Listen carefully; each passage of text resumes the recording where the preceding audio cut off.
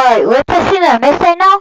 I was watching in Chrome, YouTube Shorts, and then I watched this video. Why do Geometry Dash players click so damn loud? Whenever you watch a pro, they're always slamming their mouse as hard as they can, it seems. Why?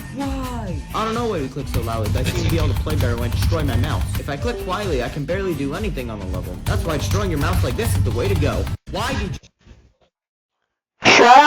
Credits to this dude. I'm gonna put his channel in the description.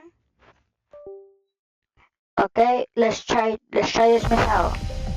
I'm gonna do it quietly right now.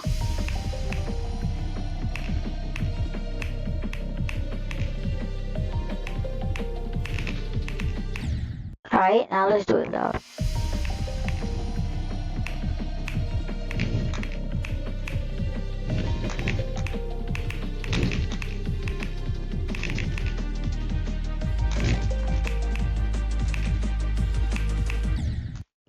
Yeah, that's the difference. Alright, well,